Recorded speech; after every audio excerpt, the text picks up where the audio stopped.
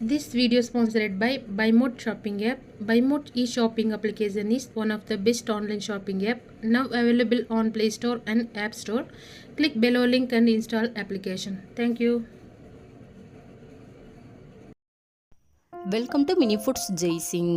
எல்லோருக்கும் வணக்கம். இன்றைக்கி நம்ம வீட்டில் இருக்கிற ஒரு அரை கப் அளவுக்கு அரிசி மாவு வச்சு ஒரு சூப்பரான டேஸ்டியான வாயில் வச்ச உடனேமே கரையிற மாதிரி ஒரு சிம்பிளான ஒரு ஸ்வீட் ரெசிபி தாங்க பார்க்க போகிறோம். இது பாருங்கள், அதை கட் பண்ணும் பொழுதே அந்த ஸ்வீட்டோட பதம் வந்துட்டு எவ்வளோ அழகாக வந்திருக்குன்னு சொல்லிட்டு உங்களுக்கு தெரியும். அப்படியே கத்தி வச்சு கட் பண்ணும் பொழுது பட்டர் மாதிரி இருக்குங்க. பார்க்குறதுக்கும் எவ்வளோ அழகாக இருக்குதுன்னு பாருங்கள். அவ்வளோ சாஃப்டாக இருக்கும். சின்ன குழந்தைங்கள்லேருந்து பெரியவங்க வரைக்கும் எல்லாருமே சாப்பிட்லாங்க.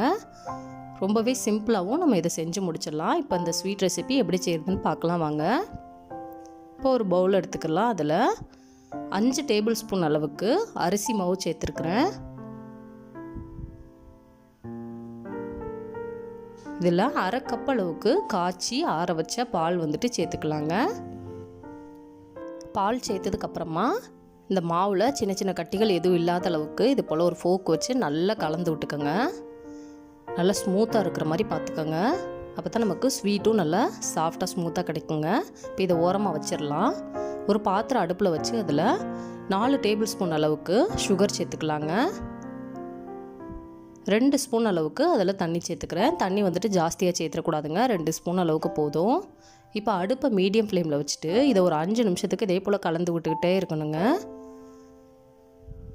பொறுமையாக இதே போல் கலந்து விட்டுக்கிட்டே இருக்கணும். அடுப்பு மீடியம் ஃப்ளேம்லேயே இருக்கிற மாதிரி பார்த்துக்கோங்க.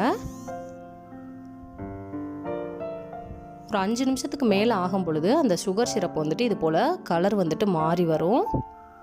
இப்போ சிம்மில் வச்சுக்கோங்க. சிம்மில் வச்சுட்டு இது போல் கலந்து விடுங்க. பாருங்கள், கலர் இது போல் தேன் கலரில் வந்ததுக்கப்புறமா அடுப்பை ஆஃப் பண்ணிடலாங்க.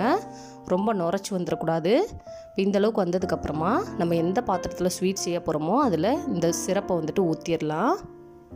ஊற்றிட்டு இது போல் எல்லா பக்கமும் ஸ்ப்ரெட் ஆகிற மாதிரி கலந்து விட்டுட்டு இதை ஓரமாக வச்சிடலாங்க. இப்போ ஒரு பாத்திரத்தில் 1/2 லிட்டர் அளவுக்கு பால் எடுத்துருக்கிறேன். அந்த பால் கூட நம்ம ஏற்கனவே கலந்து வச்சுருக்கிற அரிசி மாவும் பாலும் கலந்த மிக்ஸை வந்துட்டு இதில் சேர்த்துடலாம். சேர்த்துட்டு இது போல் கைவிடாமல் கலந்து விடுதுங்க. அடுப்பை மீடியம் ஃப்ளேமில் வச்சுக்கோங்க.